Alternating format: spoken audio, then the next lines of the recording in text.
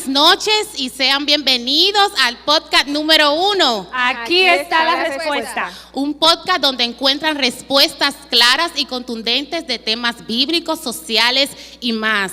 En esta noche nos encontramos en una edición especial de nuestro programa. Nos encontramos en vivo desde la iglesia adventista comunitaria en Allentown. Un aplauso por eso. Muy bien, Arlenis, cuéntame dónde nuestros amigos y hermanos nos pueden encontrar.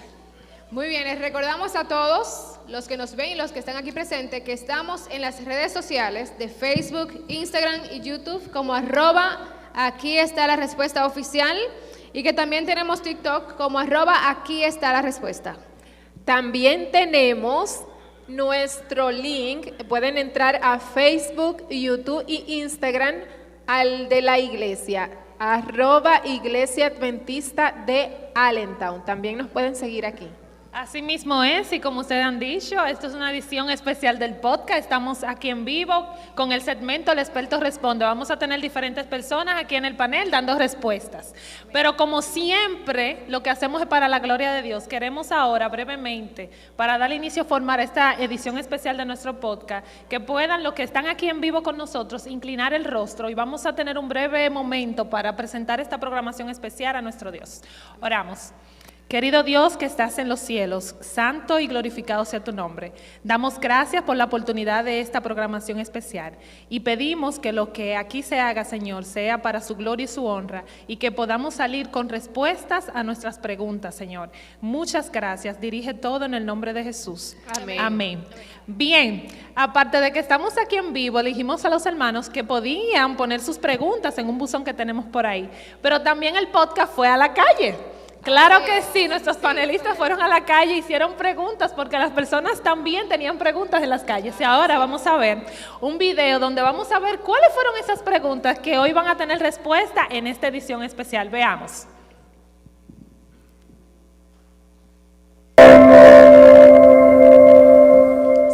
Hoy nos encontramos en la calle 7 de Allentown para un reportaje para nuestro programa Aquí está la respuesta.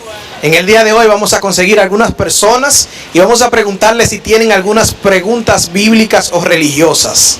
Hoy, en este día, vamos a aprovechar este momento para hacer estas preguntas para que los expertos de este podcast puedan responder ciertas preguntas. Así que en lo inmediato vamos a comenzar a hacer preguntas a las personas que van pasando por la calle. Nos encontramos aquí en la calle 7 de Allentown con Jaycee Valdera. Él tiene una pregunta para todos los religiosos y queremos saber cuál es tu pregunta. Mi nombre es Jaycee Valdera y yo tengo una pregunta que me ha generado muchísima curiosidad en el transcurso de mi día a día y mi vivir. Y es que ¿por qué, si somos hijos de Dios, si somos creadores del Señor, por qué existen diversidad de religiones y por qué nos tiramos tanto una con otra religión si somos todos hijos de Dios? Excelente pregunta. Es una pregunta que los expertos van a tener que responder. En realidad, ¿por qué hay tantas religiones si somos todos hijos de Dios? Muchas gracias. Encantado. Dios te bendiga. Aquí nos encontramos en la calle 7 con Heriberto Martínez, un hombre que es decidido y que no tiene miedo. Amén. Y quiere hacer varias preguntas a los expertos. Vamos a ver, Heriberto, ¿qué tal? ¿Qué pregunta tú tienes? Ok, yo quiero hacer la pregunta a los expertos de la Biblia. Exacto. ¿Expertos de Biblia? Exacto. Ok. ¿Por qué hay tanta indiferencia en diferentes religiones cuando hay una palabra? Wow. Un experto, contésteme, estoy aquí. No sean tímidos. Mira, yo soy Heriberto Martínez y estoy aquí para contestar cualquier pregunta de ustedes. Amén. ¿Por qué ustedes, y no voy a decir todo el mundo, pero esto yo lo veo cada vez, muchos dicen que Cristo viene ya? ¿Y por qué, si tú crees y dices que Cristo viene ya, estás pidiendo dinero? Si ya viene, no lo van a necesitar. Contéstame esa pregunta a mí. Wow. Bien, aquí nos encontramos en la calle 7 con el amigo Rafael Castellanos, que tiene una pregunta muy interesante para los panelistas acerca de la Biblia. ¿Cuál es su pregunta? Mi pregunta es que yo veo que en el Nuevo Testamento no se habla de Jehová.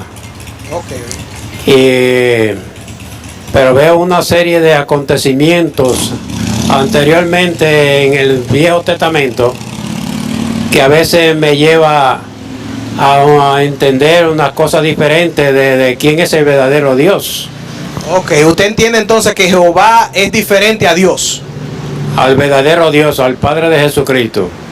Ok, es una pregunta muy interesante. ¿Será Jehová el mismo Dios, el Padre de Jesucristo? Así que los expertos tienen ya una pregunta muy interesante para contestarlo a nuestro amigo Rafael. Muchas gracias. Dios le bendiga. Estamos aquí, nos encontramos en la calle número 7 de Allentown y tenemos aquí a Bienvenida con nosotros y queremos saber, Bienvenida, alguna pregunta que usted tenga acerca de la Biblia para que nuestros panelistas puedan responder. Bueno, yo entiendo de la Biblia hay muchas preguntas, en especial una que yo me pregunto, ¿por qué los pastores, para qué necesitan el diezmo?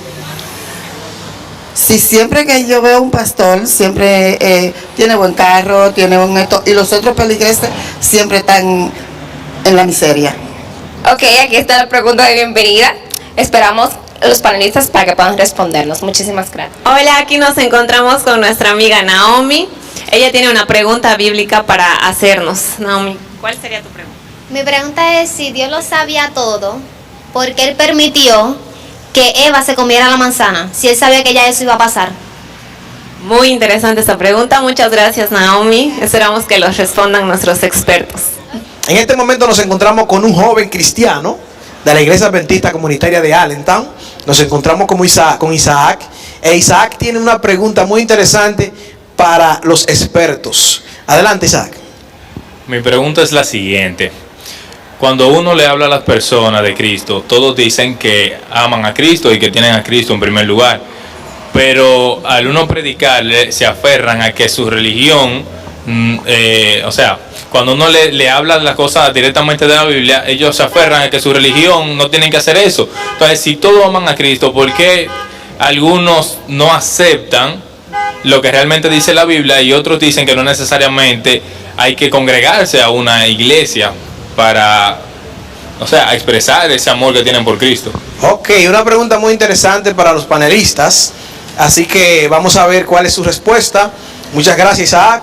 Y ya ustedes saben, volvemos a los estudios. Como pudieron ver, nuestras cámaras se trasladaron a las calles de nuestra comunidad aquí en Allentown, donde varias personas hicieron muy buenas preguntas. ¿Qué les parece, chicas? No, eso es increíble. Nosotros nos alegramos de que pudimos ver de que no solamente los que estamos conociendo a Cristo, ¿verdad? Los que estamos aquí dentro de la iglesia, nos hacemos la pregunta o tenemos deseo de conocer más de Dios, sino que allá afuera hay personas que también quieren conocer de la palabra de Dios, también tienen preguntas que se hacen y eso nos motiva a nosotros a seguir predicando el evangelio, a seguir yendo a las calles, a buscar esas personas para darle la respuesta correcta. Así es. Bueno, ahora vamos a continuar con Néstor, quien está con nuestros expertos para responder tanto las preguntas de las calles y también las preguntas de aquí de la iglesia. Continuamos contigo, Néstor. Amén. Hello. Dios le bendiga, hermanos. Damos gracias a Lenis y a Ángela, a Gisette, por darnos la oportunidad de estar aquí con tres personas distintivas que tienen un background fundado en el estudio de la palabra de Dios. Y sabemos que Dios dará respuesta a cada una de estas preguntas. A mi inmediata izquierda está Eddie Batista.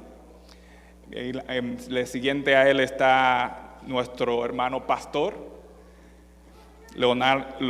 Pastor Lozano, y allá al final está Esmeli Rivas. Le damos gracias a Dios por ellos y en este momento nosotros vamos a pasar a contestar estas preguntas tan importantes. Aquí hay un cofre donde se han depositado todas estas preguntas y aquí yo tengo ese listado y vamos a empezar. ¿Qué le parece por la primera pregunta? Entiendo de que Dios va a dar respuesta a las dudas tanto de esas personas que vimos en la calle como las personas que nos encontramos hoy, el día de hoy. Así que, bueno, la dinámica va a ser esta. Yo voy a suministrar una pregunta y voluntariamente uno de ustedes puede simplemente decir y contestar. Y si después que termine uno de ellos contestar, si alguien quiere añadir algo más, puede abundar algo más. ¿Están listos? ¿Están ready? Bueno, la primera pregunta que tenemos aquí en el listado del banco de preguntas ¿son santos los utensilios de la iglesia aun cuando no están en uso? ¿Los de la Santa Cena solo se puede utilizar para eso? Esa es la pregunta. Bueno, en primer lugar, nosotros debemos de definir qué es santo. La palabra santo viene de santificar, que significa apartar para un uso sagrado, ¿verdad? Cuando hablamos de que si los utensilios son santos, nos estamos refiriendo de que ellos fueron apartados para un uso sagrado, con todo lo que tenga que ver con el orden religioso. Ahora bien, el hecho de que algunos utensilios, como son los de la Santa Cena, se usen en ocasiones especiales, no significa que solamente para esa actividad son santos, sino que en Daniel capítulo 1, el rey Nabucodonosor trajo los vasos y los utensilios del templo de Jerusalén a Babilonia. En Daniel capítulo 5 observamos que el nieto de Nabucodonosor, Belsasar, cuando hizo su banquete, tomó los utensilios de la casa de Dios, él y su concubina, sus grandes, y bebieron vinos en ello. Y más adelante, a partir de los versículos 20 en adelante, hallamos que la respuesta de Dios fue en relación a los utensilios. Por cuanto tú tomaste esos utensilios, aparece entonces la escritura. Eran vasos consagrados a Dios, dedicados al culto y todo lo que tenía que ver con el templo. Es decir, los utensilios, si son apartados para Dios, no importa si usted lo usa una vez, 2 veces al año, son dedicados exclusivamente para eso. No pueden tomarse para otras actividades. Ese fue el problema del nieto de Nabucodonosor, Belsasar. Esos vasos no se estaban usando en Babilonia, pero ya Dios había dicho que eran sagrados porque se usaban en el santuario. A él utilizarlo en esa ocasión para algo común o profano, entonces vino el desagrado de Dios. Por esa razón, en el libro de Ezequiel, capítulo 44, versículo 23, ya para terminar, una de las misiones que tenían los sumos sacerdotes en el pueblo de Israel era enseñarle al pueblo la diferencia entre lo santo y lo profano, lo que usted debía de tomar como uso común y lo que usted tenía que dedicarle completamente a Dios. En el caso de Daniel 5, Belsasar tomó algo que era santificado para Dios, santo para Dios, y le dio un uso común, y vimos entonces el desagrado de Dios. Tremendo, ¿no? Damos gracias, Smelly. No quiero saber si quieren añadir algo más sobre esta pregunta. Muy importante pregunta. Hay varias referencias siguiendo la línea de Smerling. Éxodo capítulo 40, versos 9 y 10. Dios da una instrucción específica sobre lo que es el uso sagrado de los utensilios, en ese caso del santuario. Pero lo que dice allí es que esos utensilios eran exclusivos para ese servicio de manera especial. Pero más adelante vas a encontrar en el libro de Esdras, capítulo 8, verso 28, cuando se hace el servicio o la reconstrucción del templo en Jerusalén, donde ya más adelante Dios da instrucciones al templo de los utensilios, y otra vez, aunque ya no hay un santuario como en el Éxodo, pero hay una reconstrucción del templo, Dios da instrucciones en el santuario nuevo o en el templo, y los utensilios que están allí son consagrados una vez más a Dios como santo para ese uso exclusivo de Dios. Ahora bien, Hay una palabra que voy a seguir el ejemplo de Smerling, que es la palabra santificar, que se usa en dos contextos. Usualmente nosotros lo conocemos que santificar se usa para apartado de, pero en el contexto que usamos aquí es apartado para. Por ejemplo, los cristianos usualmente decimos, nosotros nos apartamos del mundo, pero en el contexto bíblico tú te apartas para Dios. Y cuando tú te apartas para Dios, entonces obviamente te apartas del mundo. De igual manera, las cosas que son consagradas a Dios se apartan para Dios, y cuando se apartan para Dios, obviamente se apartan de todo lo demás. Pastor. Solo así, miren, algo añadiendo, cuando uno va para Esdras, el capítulo 8, uno puede ver algo que es bien interesante. Miren, existe la santidad por ungimiento y la santidad por invocación.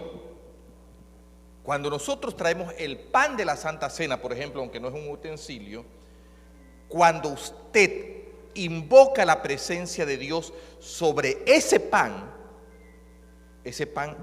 es declarado ¿qué cosa? Santo, porque fue invocado.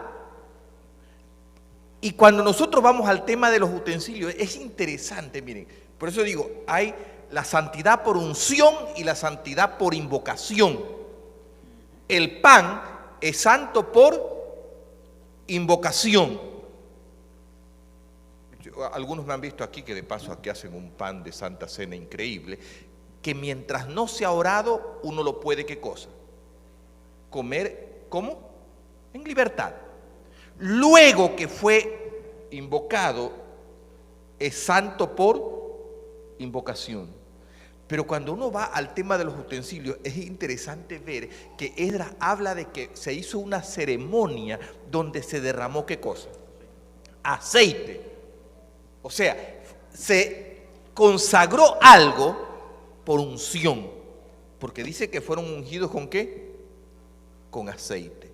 Vuelvo a decir, hay cosas interesantes que es grande y que muestra la autoridad divina, en el sentido de que, no olvidemos, hay santidad por invocación y hay santidad por ungimiento. Gente que derramó aceite sobre algo y eso fue hecho sagrado. Gracias. Creo que la persona que pudo hacer esa pregunta, yo creo que ya no tiene ninguna duda.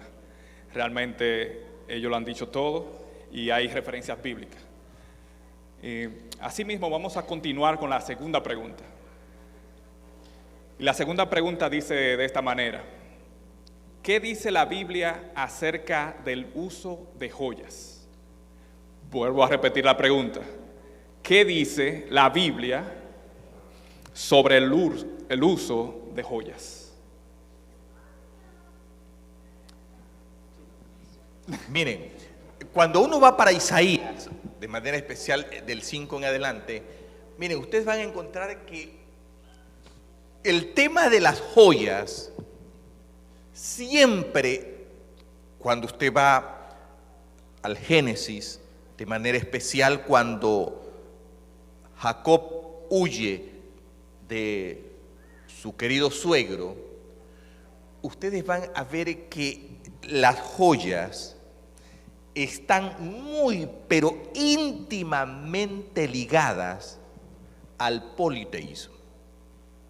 Usted puede ver Génesis, usted puede ver Isaías, usted puede ver, por donde usted mire, las joyas en la Biblia están ligadas al politeísmo. Pastor, ¿puede definir lo que es politeísmo? Ya, ok. Aquella persona que no. Politeístas, naciones, pueblos, culturas, tribus que tenían ¿qué cosa? Y adoraban muchos dioses. Cuando usted va para Ezequiel, y vuelvo a decir también Isaías, las joyas están ligadas también al hacedor de todo mal.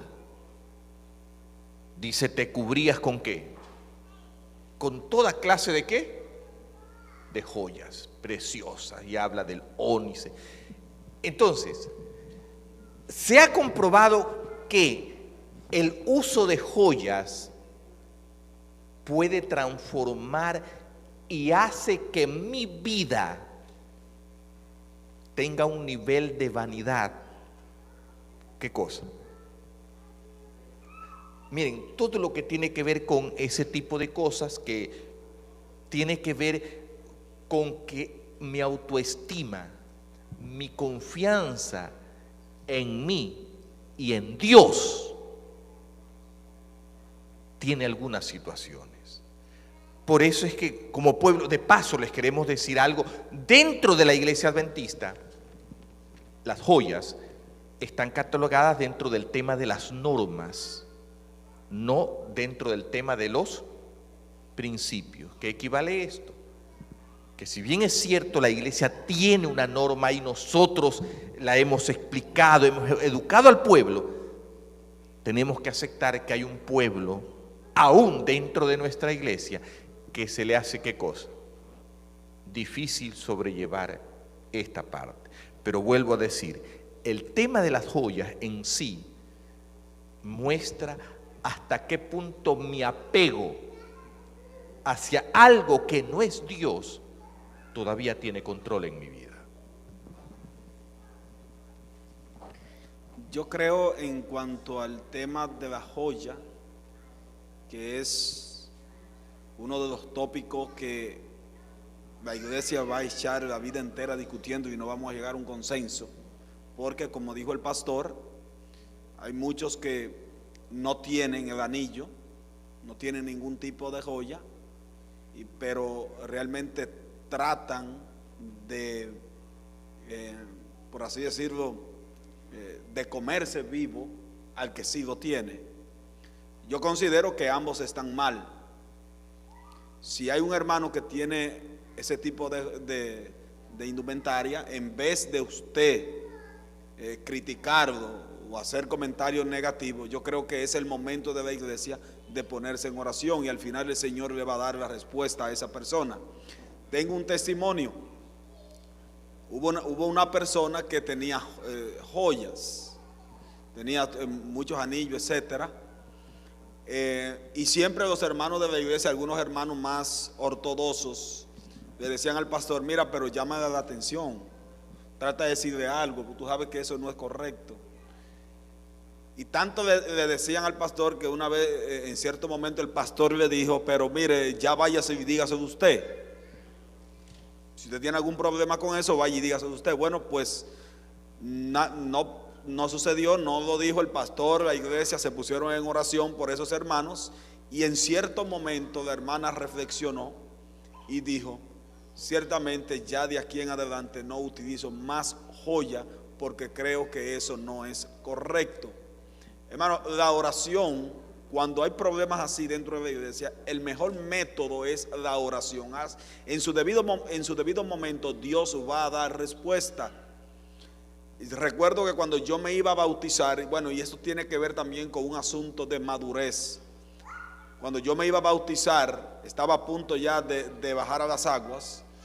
Yo tenía un guillo de plata, lo había comprado allá en República Dominicana, y él tenía muchos años conmigo, y ya yo estaba, no por lo que valía, sino porque era algo que yo lo traía por tradición y no quería deshacerme de él.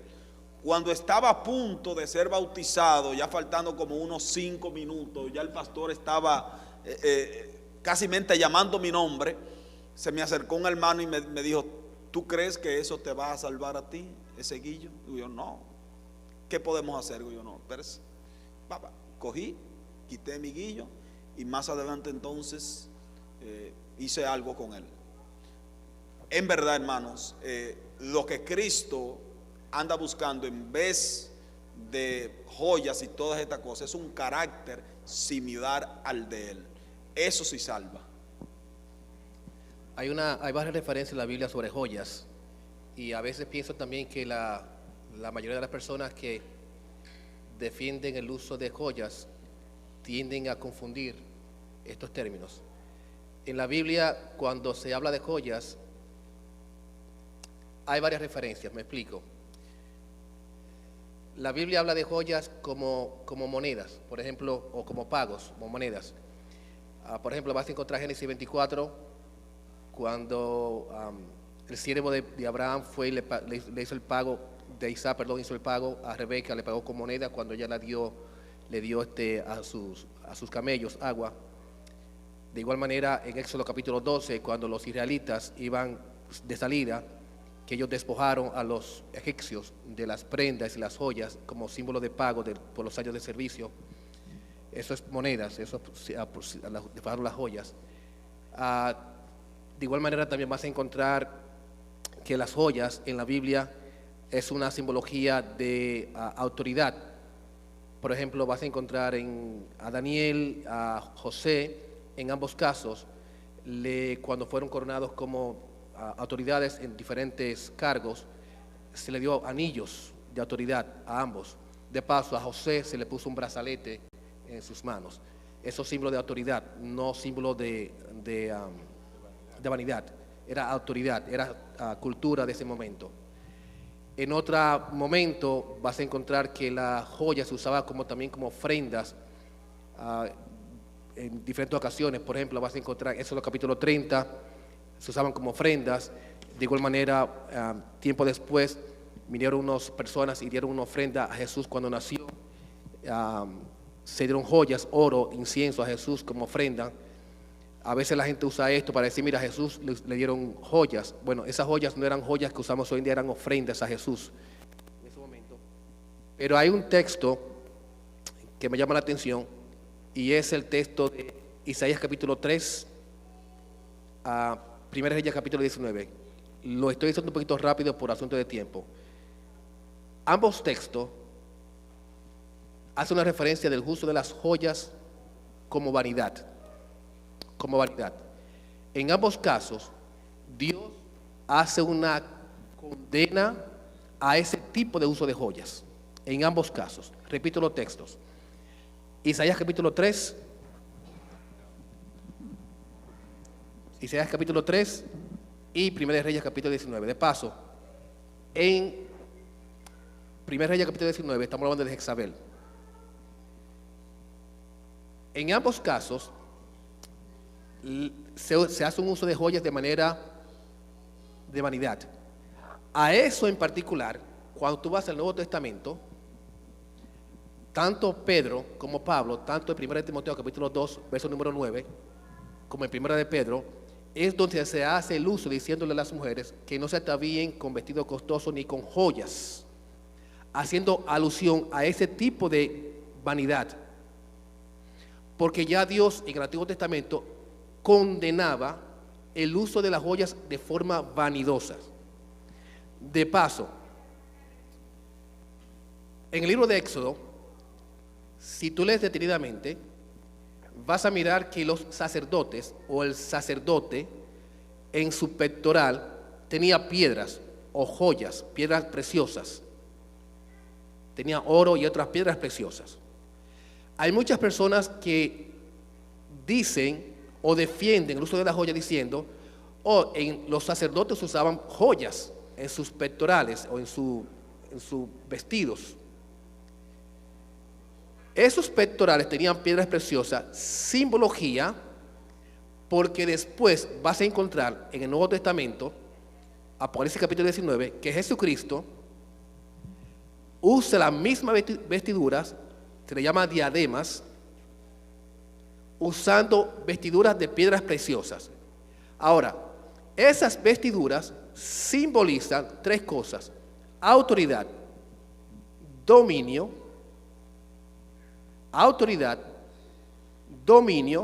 y poder. Eso simboliza que Jesucristo tiene autoridad, tiene dominio y tiene poder. Los sacerdotes tenían autoridad, tenían poder y tenían también eran intermediarios. Por consiguiente, el uso de las piedras daba una simbología de que eran diferentes a los del pueblo. De paso, La gente del pueblo no usaba este tipo de vestiduras. No era común al pueblo, solamente los sacerdotes. Eso indica de que el uso de las joyas o de las piedras para el pueblo no era permitido, solamente para los sacerdotes. De ahí que las personas que hacen alusión de que esto es permitido para todo el mundo, no está en la Biblia. Así que voy a repetir otra vez. La única vez en la Biblia donde Pedro y Pablo hacen condenación al uso de las joyas es al uso de la joya de forma vanidosa. Y es donde Dios hace referencia al Antiguo Testamento sobre el uso de las joyas para vanidad de las personas. Las demás veces que aparece en la Biblia lo hace de manera, como expliqué antes, para otro tipo de característica, otro tipo de uso que ya se ha explicado de manera anterior. Excelente. Damos gracias, ¿no?, a los panelistas. Ahora, esto es Aquí está la respuesta en vivo. Ustedes pueden tomar el tiempo y levantar su mano y hacer una pregunta aquí a los panelistas. ¿Usted tiene una pregunta? Da un segundo. Un micrófono, por favor.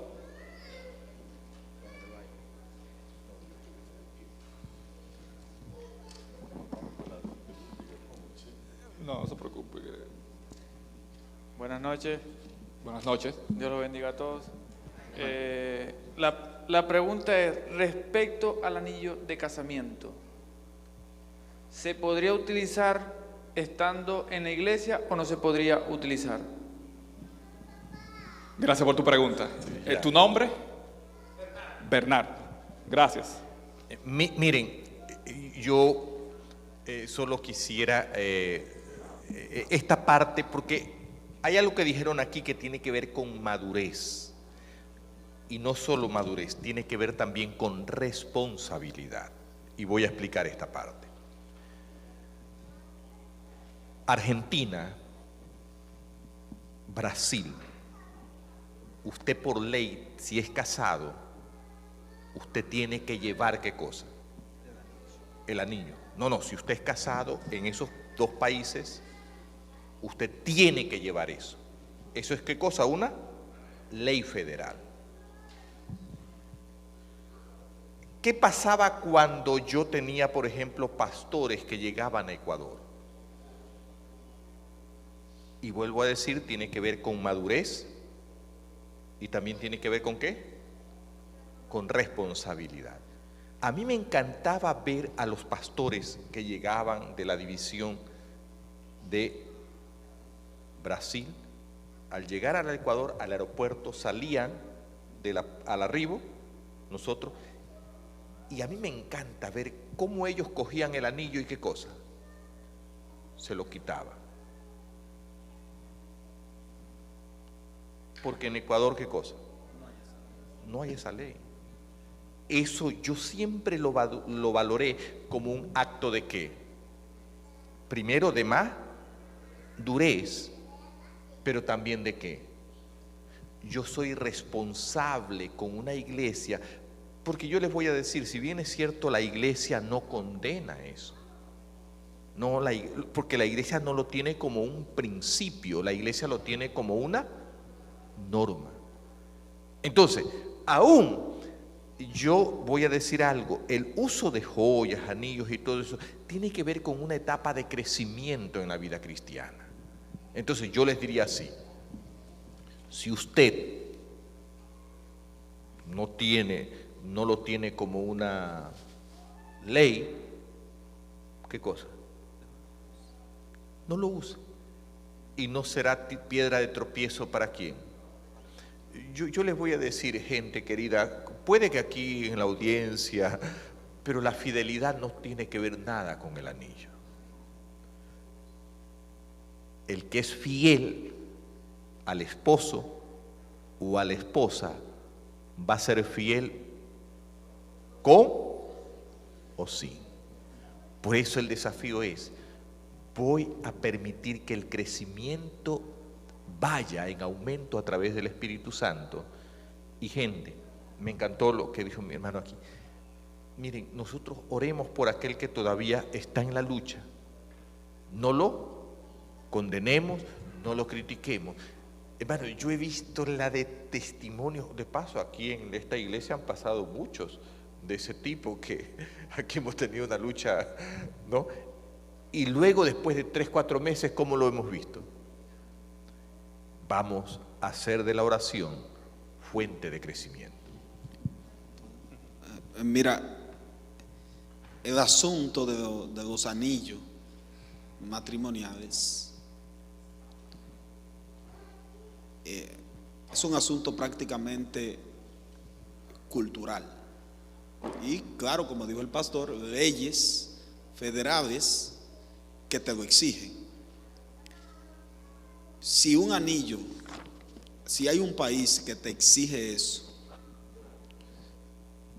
póntelo en vez de tú entrar en conflicto con el gobierno. Ahora, si el país no te lo exige, ¿para qué lo utiliza? En los países donde se exige no es vanidad, sino es una responsabilidad, un deber contigo para con el gobierno, y eso no te afecta en tu vida espiritual. Ahora, si el país no te lo exige, ¿para qué ponértelo? Yo tengo 2 años recientemente que me casé, ahora el 29 de octubre, y yo no uso ningún tipo de anillo.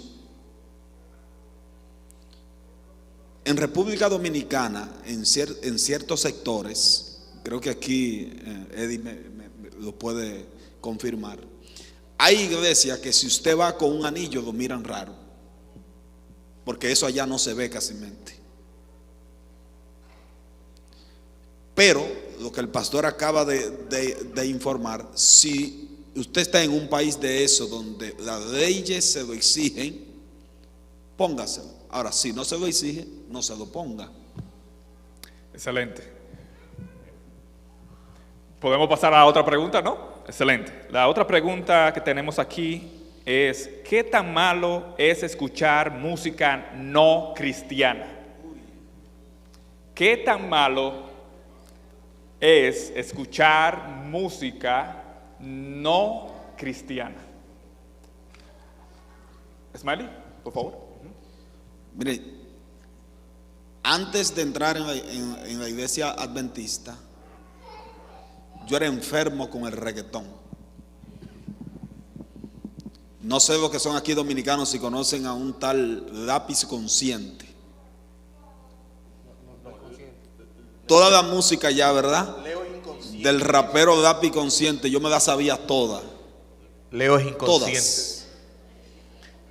Pero miren, nosotros somos, hay una ley de la vida, nosotros somos los que comemos y los que bebemos. Si comemos mal, vamos a tener mala salud. Si bebemos poco, por igual. La música muchas veces es el reflejo de lo que nosotros tenemos en nuestro corazón. Inclusive se han hecho estudios que la música afecta nuestra conducta como persona. Cuando los científicos, los grandes intelectuales, iban a estudiar, se sentaban a escuchar una nota de Beethoven. Eran líricas instrumentales, porque la música tiene una relación directa con los sentidos. Ustedes encontrarán que esa persona que están involucrada en ese tipo de música, su manera de vestir es usando los pantalones a mitad. Los rockeros también tienen su estilo de vestir, los bachateros también. El mensaje que transmiten muchas veces no es positivo. Ahora, muchas personas, inclusive los estilos musicales, y aquí vamos a la Biblia, los estilos musicales mundanos se han introducido en ciertas iglesias, como es la bachata, porque es la bachata, rap, reggaetón. Todos esos estilos se han metido en muchas iglesias porque hay que alcanzar a los jóvenes. Miren, en Salmo 150 dice: todo lo que alabe, todo lo que respire, alabe a Jehová. Y menciona ahí arpas, tamboriles, etcétera. Lo pueden leer en Salmo 150. El problema de la música no está en los instrumentos, sino en la forma en cómo usted lo utiliza. Con los mismos instrumentos que yo toco una bachata y una balada, te puedo tocar también una música sacra. Bueno, ustedes tienen el ejemplo. En Daniel capítulo 3, los mismos instrumentos que se dan en Salmo 150 lo usa Daniel en el capítulo 3 para la falsa adoración. Lo mismo. El efecto que tiene la música no cristiana es negativo. Te afecta en tus sentimientos. Todo lo que entra hacia nosotros tiene que ser con el propósito de elevarnos hacia Dios. La música juega un papel determinante. ¿Y saben por qué? En Ezequiel 28 para Satanás fueron preparados tamboriles. Ezequiel 28, Isaías 14. Satanás sabe mucho de música y sabe cómo entrampar a la juventud, de tal forma que ahí afuera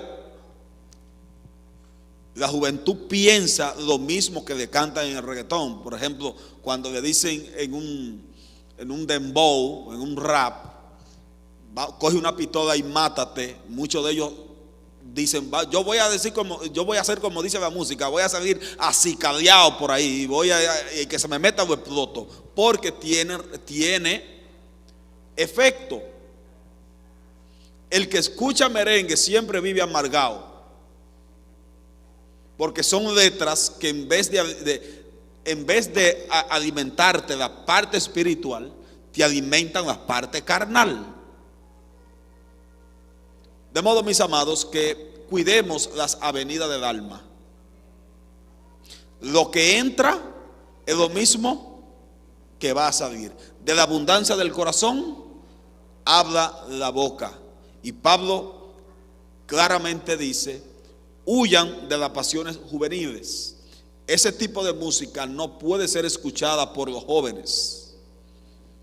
Miren, recientemente, ya para concluir, hubo un muchacho que siempre andaba en rebeldía dentro de la iglesia con el asunto de la música. No, que hay que cantar música, rap, música. Y al final anda por ahí, ya se convirtió, no se sabe si es católico, protestante, no se sabe lo que es, y ya anda ahora con 2 aretes, cantando música cristiana, música rap cristiana, porque tiene un efecto psicológicamente hablando.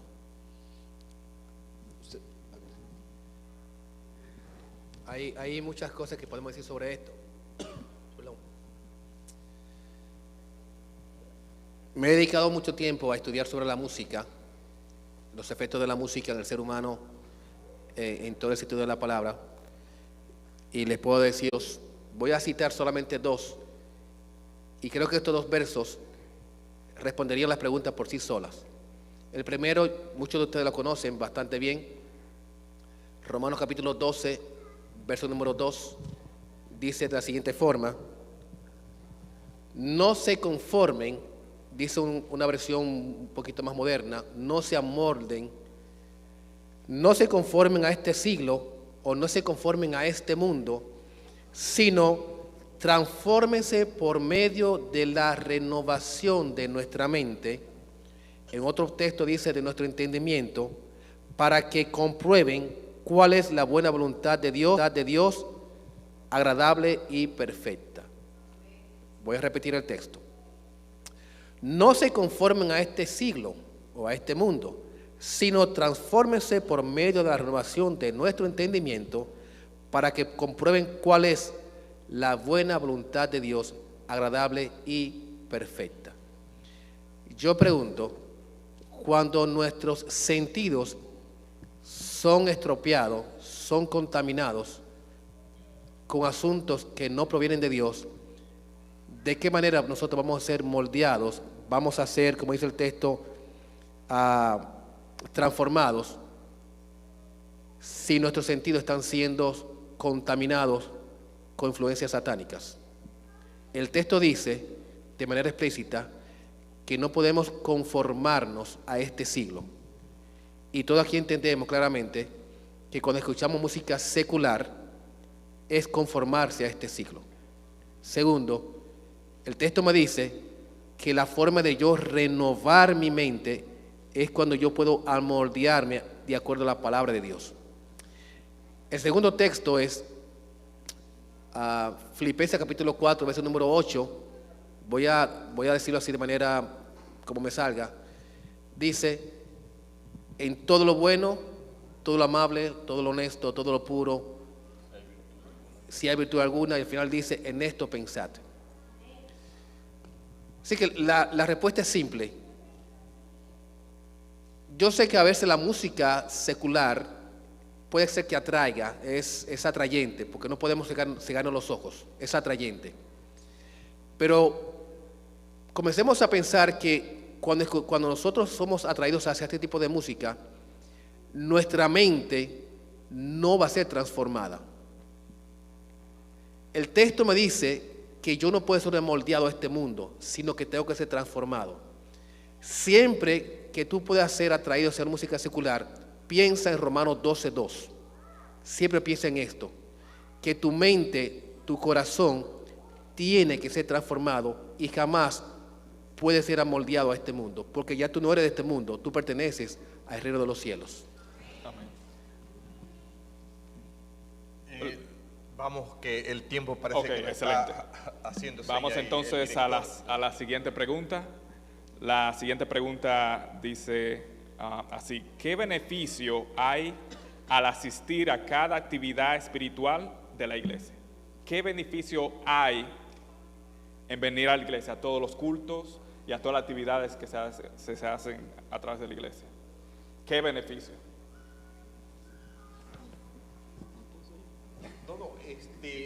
Mire, yo quería que no lo diga el pastor, me hubiese gustado que lo diga. No, estaba esperando que lo diga un miembro.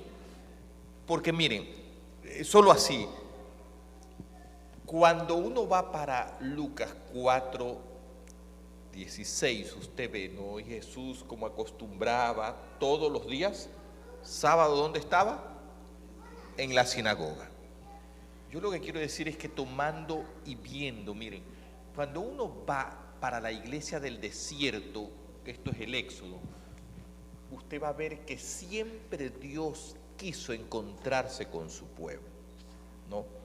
Lucas con el Señor Jesús en la sinagoga siempre, en el Éxodo, en el desierto, el Señor dice, y me harán un santuario. Entonces, el asistir, miren, no es lo mismo que usted ore en casa a que usted venga ¿a dónde? A la iglesia. Es verdad que en ambos lugares usted puede, ¿qué cosa? Orar. Pero Dios siempre tuvo un lugar. Siempre tuvo un lugar para encontrar a la iglesia. Usted está viniendo al lugar donde Dios apartó para encontrarse con usted. Primer punto. Segunda cosa, miren, cuando usted participa, miren, yo siempre digo, es difícil que usted esté integrado en la actividad de la iglesia y la cabecita le esté dando vuelta en hacer cosas que no lo edifican. No sé si me estoy explicando. El venir, el estar, va a fortalecer, aún más le digo, el carácter se edifica en comunidad. Mire, nosotros siempre enseñamos lo siguiente: lo único que vamos a llevar para el cielo, ¿qué cosa es? El carácter. Entonces, cuando usted viene aquí y usted se roza, se disgusta, usted edifica el carácter viniendo, no edifica el carácter estando ¿dónde? Cuando Yanita viene y tiene que soportar al pastor, aunque usted no lo crea, ella se está ¿qué cosa? ¿Lo podemos decir más fuerte? Ella se está ¿qué cosa? Cosa que no ocurre si usted se queda en casa para que no lo fastidie ¿quién? Nadie. Cuando usted viene, usted se edifica, cuando usted viene, usted crece, y cuando usted viene, usted es parte de la promesa donde la santidad de Dios va también a toparlo y a llenarlo a usted. Ok, perfecto. Rápidamente, ya lo que el pastor acaba de decir, con eso creo que es más que suficiente, pero le voy a poner un ejemplo. Un pelotero, cuando quiere perfeccionarse, ¿dónde debe de ir? Al play. El basquetbolista, ¿dónde tiene que ir para perfeccionar sus habilidades? A la cancha. El futbolista, a la cancha. El cristiano tiene que venir al templo. Hermano, ciertamente ya aquí entra un punto de que no podemos ser cristianos solamente en el templo, pero sí, por esa razón Dios en Éxodo 25, 8 y 9 dijo: y me harán un santuario y habitaré en medio de ellos. En el antiguo cercano oriente era común que las naciones le hicieran templos a sus dioses, porque se entendía que así el creyente estaba más cerca de él. Por esa razón en Éxodo 25 Dios manda al pueblo de Israel de que le hicieran un templo. Y en Lucas 3 y en Lucas 4 ustedes pueden ver que mientras el sumo sacerdote estaba ofreciendo o realizando servicio en el templo, el pueblo estaba fuera del templo en oración. No se quedaban en su casa, venían al templo. Cuando se hacía el culto o los sacrificios matutino y vespertino, el pueblo estaba allí reunido, porque es la casa. Cuando Jesús fue al templo y echó para afuera a todos aquellos que estaban, porque mi casa, casa de oración es llamada. Por esa razón el cristiano debe siempre asistir a las actividades religiosas, porque entendemos que hay beneficios positivos. Amén. Finalmente hay 4 razones fundamentales por la cual deberíamos nosotros participar en todas las actividades de la iglesia. Son las 4 bíblicas. Primero, la primera razón es porque cuando participamos es por la razón de adoración. Venimos a participar para adorar a Dios, como congregación y como individuos. Vas a encontrar eso en la Biblia por todas partes. Un pueblo de Dios que viene a adorarlo como congregación. El libro de Éxodo, Génesis, menciona varias veces la adoración como pueblo de Dios. Segundo, vas a encontrar que nosotros venimos a participar como iglesia, como pueblo, para edificación del pueblo de Dios. El libro de Romanos capítulo 15, si no me equivoco, versículo número 4 dice: porque el oír viene por la palabra, la fe viene por el oír la palabra de Dios. Cuando vienes a la iglesia vienes a escuchar la palabra de Dios y por lo tanto te vas a edificar. Te edificas con lo que habla el pastor, con lo que habla Ernesto, yo me puedo edificar. Tercero, venimos a participar para unificación del cuerpo de Cristo. O sea, yo soy parte de un cuerpo, y como soy parte de un cuerpo tengo que mantenerme unido para que entonces la unidad no se vaya a perder. Y cuarto, y algo aquí importante, yo debo participar para yo consolarme dentro del cuerpo de Cristo, con otros, conmigo y con otros. Me explico. Yo no sé en qué momento, tú tampoco lo sabes, tú puedes ser de bendición para una persona que esté en necesidad espiritual o mental o emocional, pudiéramos decir. Tú no sabes en qué momento Dios te puede usar a ti para ser de ayuda por una persona. Y cuando tú te quedas en la casa, tú no eres de ayuda para nadie. Cuando vienes a la iglesia o a la actividad espiritual, Dios te puede utilizar, como tú no te imaginas, para edificar a una persona que está en necesidad. Así que la cuarta razón para consolar a otra persona es muy válida. Por consiguiente, las 4 razones por las cuales tú debieras venir es bastante interesante que lo tomes en cuenta. De paso, hoy en día se usan mucho las redes. Las redes son buenas, pero congregarse es mejor, porque cuando venimos a la iglesia nos congregamos. Cuando estamos en las redes nos conectamos.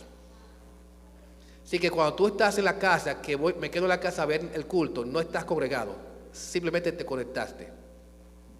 Así que ven a la iglesia para que te congregues y participes de estos 4 beneficios que tienes cuando vienes a la iglesia. Excelente. Damos gracias hasta ahora a los panelistas por haber contestado estas preguntas. Vamos a continuar con la próxima pregunta para así ir agilizando. La próxima pregunta dice, ¿qué cosas prohíbe la Biblia de hacer o llevar a la casa de Dios? El chisme. Voy a repetir, ¿qué cosas prohíbe la Biblia de hacer o llevar a la casa de Dios? Dígase la casa de Dios, la iglesia.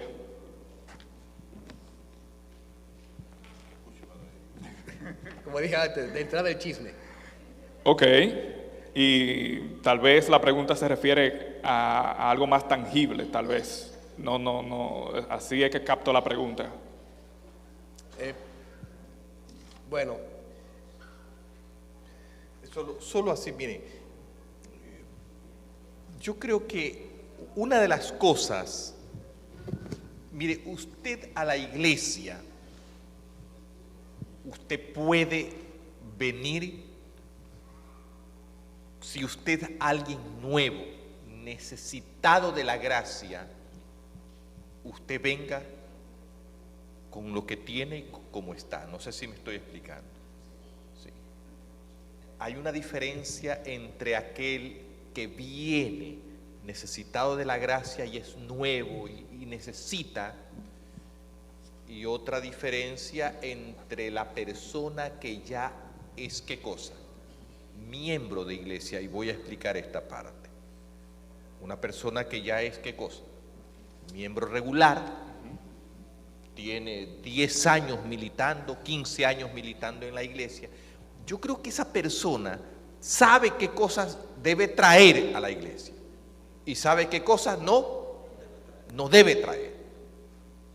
Una persona nueva, necesitada de la gracia, una mujer que tuvo una noche de parranda y sintió un deseo, ella tiene que venir con lo que tiene y como está. No sé si me estoy explicando. Pero es un poquito interesante cuando usted es alguien que creció, nació en la iglesia y usted aparece medio demasiado llamativo, porque usted es alguien que sabe que no debe, ¿qué cosa? Traer acá. Hay gente que por ignorancia puede venir al Señor como está, y ese es el deseo de Dios. Pero usted que ya tiene 25 años en la iglesia y que un sábado se le ocurre y viene trayendo y aparece por esa entrada allí, se pone, ¿no? Yo a veces digo, no, hay hermanas que a veces, no, acá no, en otras iglesias, ¿no? Gente que se jala, miren, se jala para arriba y después tiene que jalarse para abajo también. Y se pasan todo el día jalándose para arriba y para abajo. Bueno, tú sabes que no puedes venir así, porque estamos hablando de alguien que ya tiene ¿qué cosa? Que tienes 20 años, 30 años. Pero si tú eres necesitado de la gracia y el Espíritu de Dios te tocó en el nombre del Señor y vienes trayendo, trae lo que trae, ven, porque el Señor te espera así. Amén. Excelente. Bueno, vamos a continuar con la próxima pregunta. Esta es una de las preguntas que hicieron en la calle, cuando estuvieron entrevistando a personas. Y dice, ¿qué hacen los pastores con el diezmo? Pastor, yo creo que esta pregunta va directamente a usted. No se la pasa a ningún otro, por favor. Ya. Miren, Malaquías 3:10, así rapidito, que es conocido por todos. ¿Traed todos los diezmos al pastor? No, la Biblia dice, traed todos los diezmos al alfolí. En la Biblia no existe eso de traer los diezmos al pastor. No existe. Usted me puede decir lo que usted dice. No, Malaquías 3:10 dice, traer los diezmos al alfolí. Y eso es una de las bendiciones de que yo puedo estar aquí delante de los 53 miembros que están aquí, porque los acabo de contar, con nosotros 57. Yo puedo mirarlos a todos ustedes y les puedo decir, el pastor de esta iglesia no toma ¿qué cosa? Un solo dólar del diezmo. Todo el diezmo va para el alfolí, que en nuestro caso es la Conferencia de Pensilvania, y allá se usa ese dinero, se lo distribuye el diezmo para pagar a los pastores, para comprar Biblias, para hacer campañas de evangelismo, para hacer congresos, para hacer entrenamiento. O sea, el dinero se lo administra tal como dice la Biblia. El pastor en esta iglesia, ¿cuánto toma del diezmo? 0. No. El problema está, y que está tan venido a menos, es que, miren, acá en esta iglesia tampoco hay pastores peleando por ser pastor. Les cuento algo así, ¿no? Esta es una iglesia grande, la que estamos aquí. De paso, es una iglesia que tiene muy buen diezmo en esta conferencia, ¿no? Pero el pastor de esta iglesia, en este caso que soy yo, y el pastor de la montaña en Scranton, gana ¿qué cosa? O se le da el mismo sueldo. El que está allá, que pastorea iglesias más pequeñas, yo que estoy, que pastoreo una iglesia hermosa y bella como esta, ¿ganamos qué cosa? ¿Sí? Cosa que no estamos peleándonos por pastorear iglesias, ¿qué cosa? ¿Qué es lo que ocurre a veces en la iglesia, en el mundo, por allá afuera? Que se pelean porque el uno quiere pastorear iglesias más grandes porque va a tener más diezmo. Y nadie quiere ser pastor de iglesias pequeñas. No, no. Acá cuando a mí me digan, pastor, vaya a pastorear las iglesias en tal sitio, que son iglesias pequeñitas, yo voy a ir, ¿cómo, hermanos? Feliz, igual que acá. Porque aquí el diezmo no lo toma el pastor. Seguimos Malaquías 3:10, seguimos Levíticos 28, donde el diezmo será llevado a un lugar y de allí será distribuido como se hacía en el tiempo de los levitas. Excelente. Creo que esa pregunta quedó clara. Y viniendo la respuesta más de un pastor, mucho mejor. Ahora vamos con la siguiente pregunta. La siguiente pregunta dice, ¿por qué Dios permitió que Eva comiera del árbol si Él lo sabía todo o lo sabe todo? ¿Por qué Dios permitió que Eva comiera del fruto si Él sabía que iba a comer del fruto?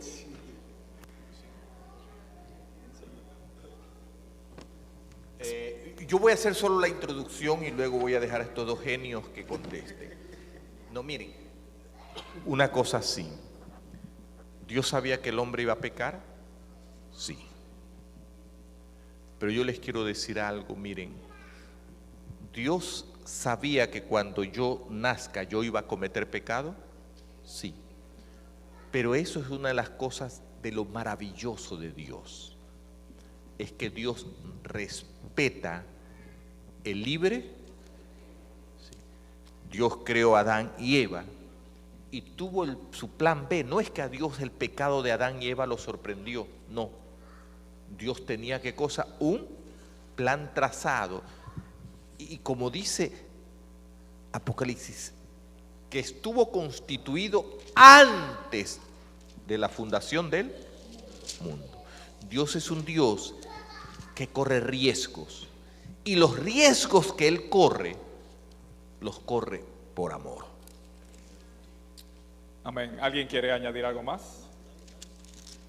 Eddie.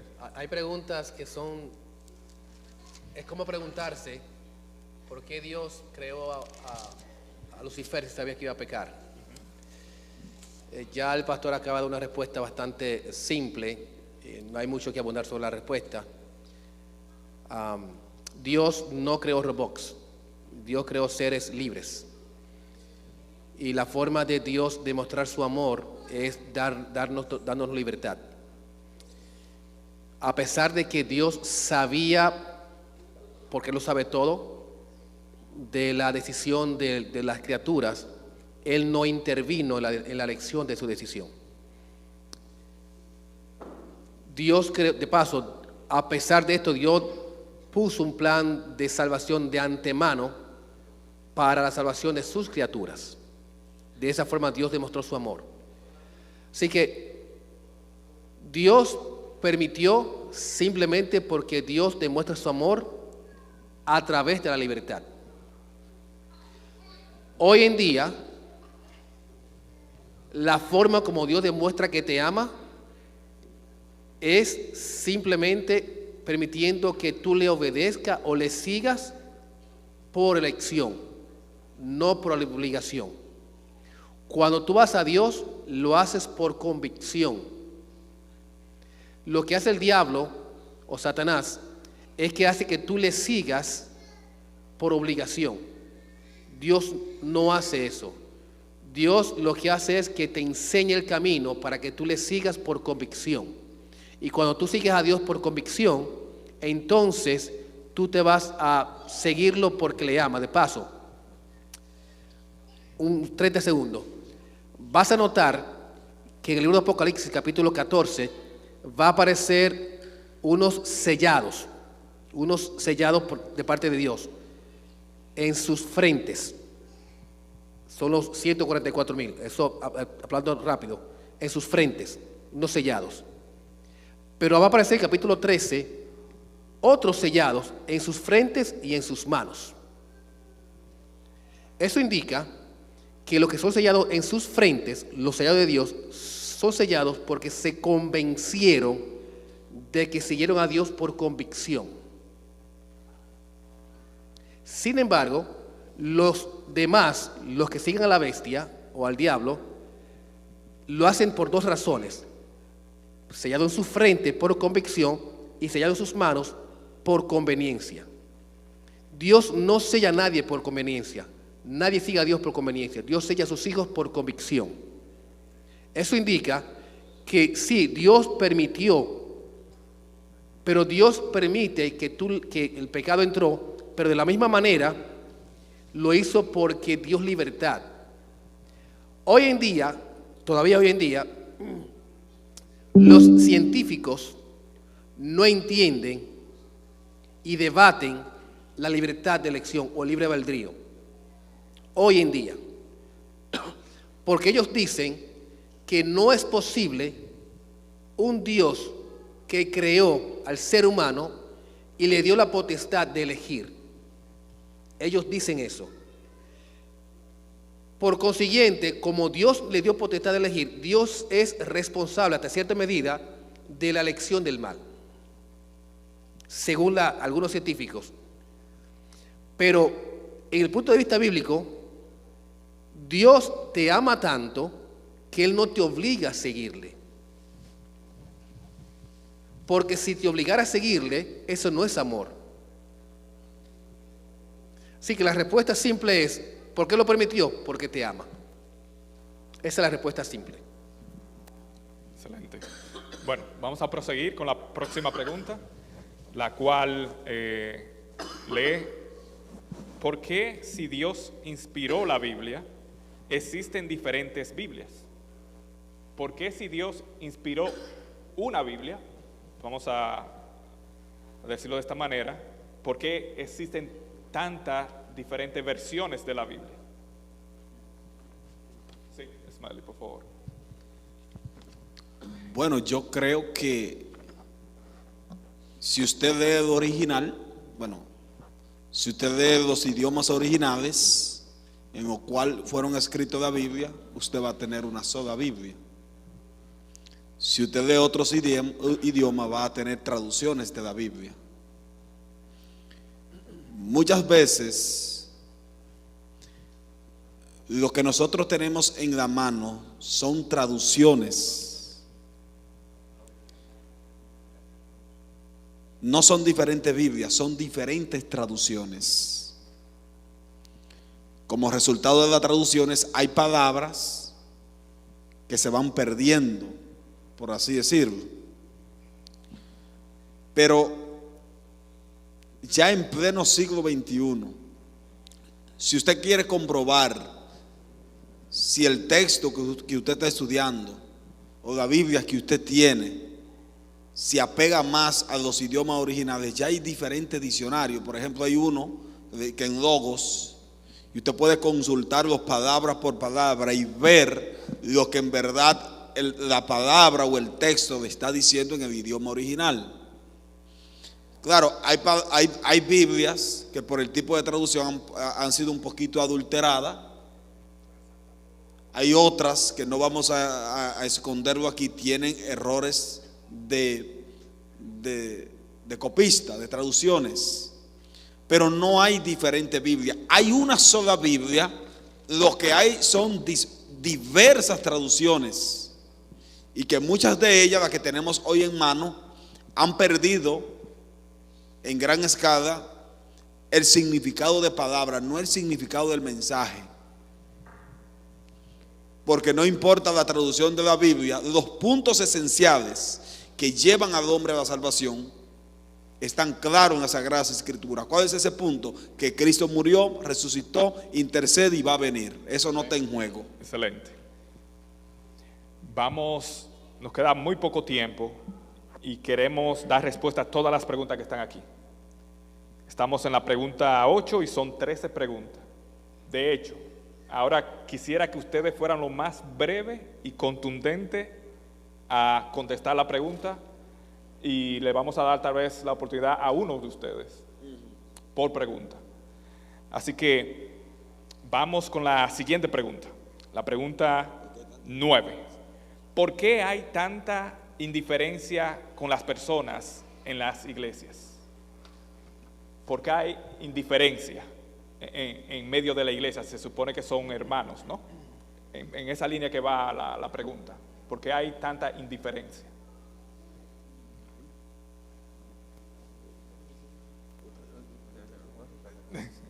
Okay. Si no, solo ¿por qué hay tanta indiferencia con las personas? O sea, las personas llegan a la iglesia y nadie se interesa en ellas, ¿sería así? Insensibilidad sería. No, dice ya. Con las personas en las iglesias. Así que miren, dice eso es bíblico, porque cuando usted va para Mateo 24, y por haberse multiplicado la maldad, el amor de muchos, ¿qué cosa? Miren, y si hay algo que está pasando en este preciso momento en el mundo, es que el mundo está cayendo en una etapa de una tristeza, yo les voy a decir así, de una depresión, donde todo el mundo llega el sábado o el día de culto cargado. Y esa apatía, y voy a decir algo más, estamos viviendo en un tiempo en que estamos tan llenos de malas noticias que usted viene a la iglesia cargado, viene con una apatía, y voy a decir algo más. A eso agréguele que hoy los medios de comunicaciones, y de manera especial, yo voy a decir así, hasta este aparatito nos está condicionando la conducta. Llegamos aquí, hoy en casa nadie, ¿qué cosa? Casi habla, y eso se refleja ¿dónde? En la iglesia, donde nadie se acerca a hablar con el otro, porque perdonen que diga, tenemos una serie de medios masivos que nos están condicionando de tal manera que la indiferencia, y les voy a decir algo, si hay algo contra lo cual como miembros de iglesia debemos luchar, es contra la indiferencia. Miren, los miembros de iglesia, aquellos que conocen a Dios y que tienen a Jesús como su Salvador, debieran ser las personas más alegres, más amables y más cariñosas del mundo. Amén. Excelente. Bueno, vamos con la siguiente pregunta. Dice, ¿Jehová del Antiguo Testamento es el mismo Dios del Nuevo Testamento? Esa pregunta se hace mucho, y esa pregunta gira en torno al Jehová agresivo, como mucha gente dice, al Jehová que hacía mucho juicio en el Antiguo Testamento, y vemos en el Nuevo Testamento un Jehová que es más pacífico, más misericordioso, donde más abunda la gracia que otras cosas. El libro de Hebreos 13:8 nos dice: Jesús es el mismo ayer, hoy y por siempre. Eso indica que Jehová no cambia. De paso, dice la Biblia que Dios es lento para la ira y grande en misericordia y verdad. Eso indica que Dios siempre es el mismo. Ahora, ¿qué pasaba en el Antiguo Testamento y el Nuevo Testamento? Vamos a hacerlo rápido porque ya el tiempo avanza. En el Nuevo Testamento vemos que se manifiesta aún la ira de Dios. Por ejemplo, vas a mirar en el Antiguo Testamento que en el libro de Génesis, capítulo 4, cuando Dios le habla, Génesis capítulo 3, cuando Dios le habla a Adán, ¿dónde tú estás? Haciendo referencia buscando a Adán. Esa misma referencia la vas a encontrar en el libro de Apocalipsis capítulo 3, versículo número 20, cuando Dios llama a la puerta. Dice: yo estoy a la puerta y llamo, apelando al hombre para que abra la puerta. Pero de igual manera, Dios llama al hombre, pero hay un Dios también que juzga. Levítico capítulo 10 aparece los hijos de Aarón que jugaron con Dios y fueron consumidos en el fuego. Pero vas a encontrar en Hechos capítulo 5 cuando vieron dos personas que quisieron jugar con Dios, Ananías y Zafiras, y ambos fueron muertos, consumidos por la ira de Dios. O sea, los textos o los mensajes que vas a encontrar en el Antiguo Testamento haciendo referencia a la ira de Dios son los mismos mensajes que vas a encontrar en el Nuevo Testamento. Tristemente, para asunto de tiempo, no tenemos tiempo de desarrollarlo, pero el mismo Dios que hace juicio en el Antiguo Testamento es el mismo Dios que hace el mismo juicio en el Nuevo Testamento. El mismo Dios que hace la misericordia en el Antiguo Testamento hace la misma misericordia en el Nuevo Testamento. El mismo Dios que se manifestó antes con un cordero, ahora se manifiesta en carne a través de su Hijo. Antes lo hacía por la gracia a través de un cordero, ahora lo hace por la gracia a través de su Hijo. Por consiguiente, Dios no cambió. Dios siguió siendo el mismo Dios manifestándose. La única diferencia es que ahora el Nuevo Testamento se manifestó en carne a través de su Hijo, pero siguió siendo el mismo Dios. Excelente. Gracias, Eddie. Entonces, continuamos con la próxima pregunta y dice: cuando Jesús volteó las mesas en el templo, ¿Él se enojó por los negocios o por los animales dentro del mismo? Esmeli, por favor. Bueno, yo creo que esa es una pregunta que no necesita tanto comentario. Básicamente se enojó por el comercio que se estaba haciendo, porque él, cuando lo reprendió, ¿qué le dijo? Mi casa de oración. Por esa razón entonces se modestó. Solo así rapidito agregando algo. Miren, cuando usted estudia un poquito ese tema, hermano, si usted hubiese estado allí, usted hubiese reaccionado peor. Les voy a decir rápido. Primero, el templo tenía su propia moneda. Cuando usted, de paso, usted no podía venir al sacrificio con sus animales, tenía que comprar los que vendían allí. O sea, eso se había transformado, ¿qué cosa? En un negocio. O sea, miren, él venía a adorar, traía su dinero y tenía que cambiarlo, y los sacerdotes tenían su propia moneda para comprar el cordero que se lo vendían. ¿Dónde? Porque él no podía traer su cordero, tenía que comprarlo ¿dónde? De los que los sacerdotes vendían. Traía su dinero, tenía que cambiarlo. En ese cambio él traía su dinero, los sacerdotes decían: con este dinero es que usted tiene que comprarme. Ese cambio de dinero era una explotación. Aparte de eso, le vendían el animal que el templo, usted no podía traer su corderito del corral suyo, tenía que comprarlo ¿dónde? Acá en el templo. Miren, toda esa usura, todo eso, al Señor lo hizo ¿qué cosa? Enojar. Porque miren, la santidad de Dios reacciona ante la injusticia humana. Así es. Bueno, vamos a continuar. La siguiente pregunta dice, si es el mismo Dios, ¿por qué hay tantas religiones distintas? ¿Por qué si es el mismo Dios o un solo Dios, por qué hay tantas religiones distintas? ¿Esmelis? Miren, yo me sorprendo con algo. El hecho de que tengan el mismo Dios no es un asunto nuevo, que hayan diversas religiones. En el caso de la nación judía, ellos creían en Jehová como el Dios eterno. Sin embargo, dentro de la nación judía había una serie de sectas. Estaban los saduceos, estaban los fariseos, los sedotes, y en el caso de los saduceos, que no creían en la resurrección, etcétera. De modo que siempre, desde que existe, vemos personas que creen el mismo Dios, pero tienen pensamientos diferentes. Ahora bien, ¿por qué hay tantas religiones hoy en día? Si eso no hubiera ocurrido, Jesús entonces hubiese sido un falso profeta. Jesús claramente dijo en Mateo 24, porque vendrán muchos en mi nombre y a muchos engañarán.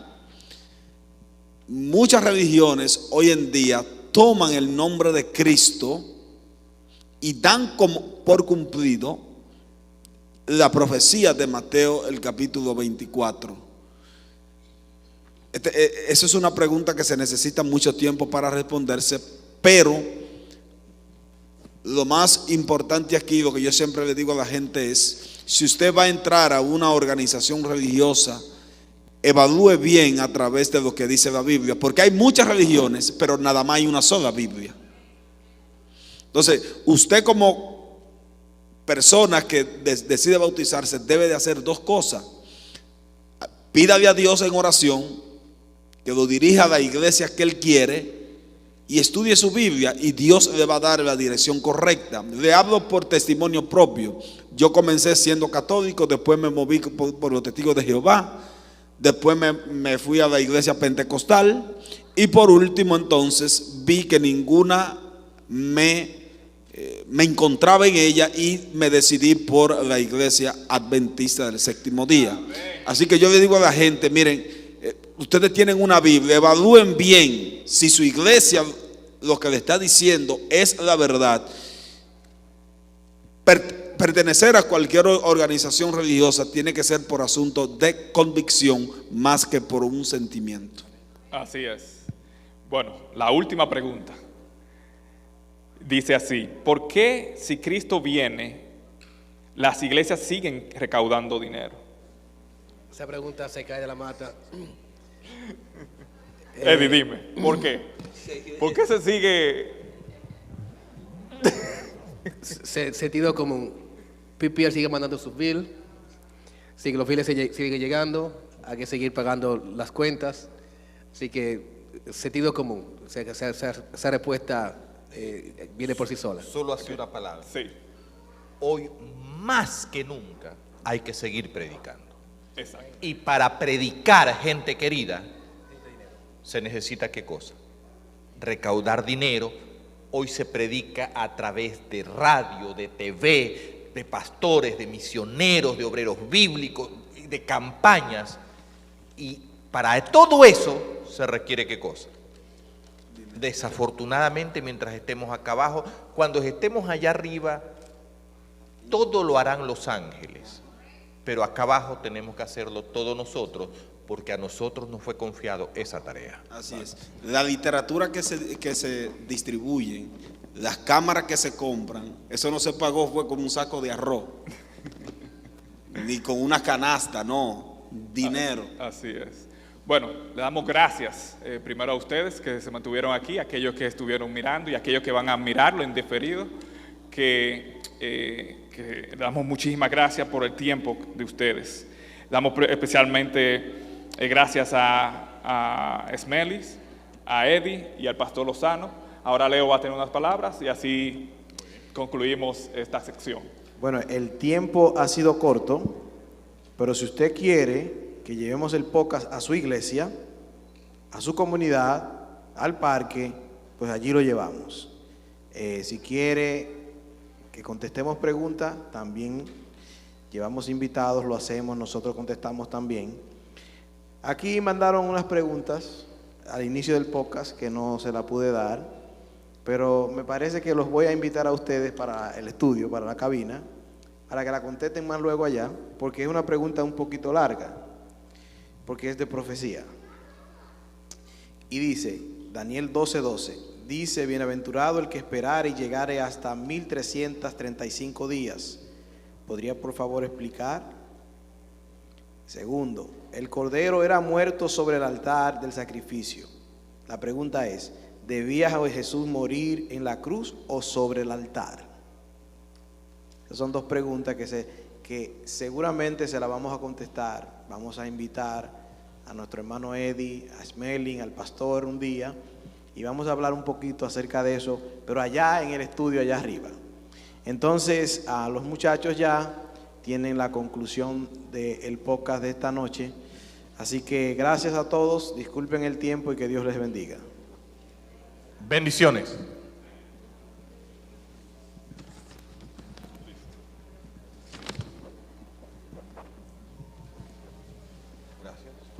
Bien, agradecemos a cada uno de nuestros expertos por haber respondido cada una de nuestras dudas. Le agradecemos a ustedes, a la iglesia, por haber estado con nosotros y a cada una de las personas que nos vieron a través de las redes sociales. Y así como acaban de decir nuestros hermanos aquí presentes, les invitamos a todos ustedes que nos ven, a todos ustedes hermanos, que sigan nuestras redes de la Iglesia Adventista Comunitaria de Allentown en Facebook, Instagram y YouTube, y también a nuestro podcast. Aquí está la respuesta oficial en YouTube, Facebook e Instagram, y en TikTok aquí está la respuesta. Allí también encontrarán todos los temas, diversas preguntas y cuestionantes que siempre nos preguntamos sobre la Biblia, sobre Dios, sobre las iglesias y todo eso. Por esas redes también pueden hacer sus preguntas y serán llevadas a cabo en videos que se subirán en vivo jueves, domingos, etcétera, para que en su cabeza no tengan tantas dudas de nuestra iglesia adventista e iglesias en general. Bien, vamos a invitarlos a todos a que se pongan de pie y pedirle al pastor que nos dirija en oración.